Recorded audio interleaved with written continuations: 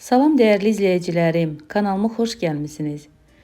Bu videoda mən sizinlə çox ləzzətli, dadlı, noxudlu, qıymalı plovun hazırlanmasını bölüşürəm.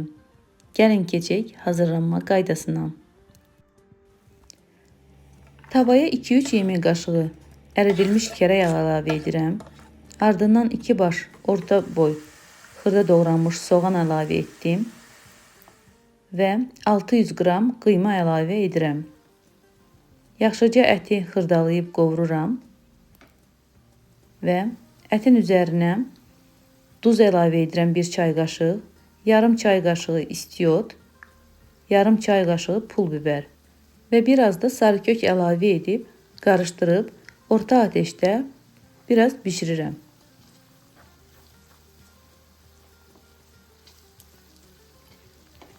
Ardından qıymanın üzərinə əvvəlcədən bişirdiyim, qabığını təmizlədiyim noxudları əlavə edirəm və biraz da noxudla bərabər qovururam.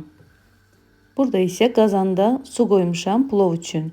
Qaynayan suyun üzərinə 1 yemək qaşığı yarım duz əlavə edirəm və əvvəlcədən yuduğum 1 saat duzlu suda saxladığım düyüləri yenidən axar suyun altında təmiz yuduqdan sonra qaynayan suyun içərisinə əlavə edirəm və qazanın qapağını biraz aralı örtüb gözləyirəm ki, düyülər biraz bişib yumşalsın. Ardından düyüləri aş süzəndə süzürəm və başlayıram plovu yığmağa. Öncə qazana kərə yağı əlavə edirəm biraz. Ardından biraz düyü, biraz da qıymalı qarışımdan əlavə edirəm və bu prosesi sona qədər, düyü ilə qıyma qutarana qədər davam edirəm.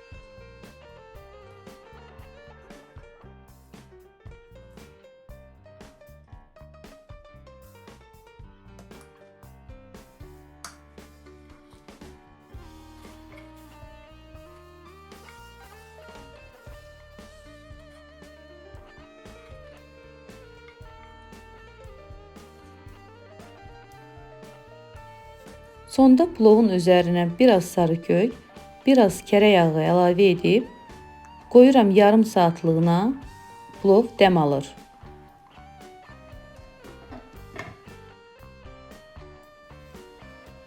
Plov artıq dəmlənib, çox gözəl, ətirli, dadlı, ləzzətli plov alınıb. İndi isə boşqaba çəkib süfrəyə təqdim edirəm. Hazırlayan hər kəsə nuş olsun, göz haqqınızı halal edin. Videom əgər xoşunuza gəldisə, bəyənməyi unutmayın. İzlədiyiniz üçün təşəkkür edirəm. Sağ olun, var olun.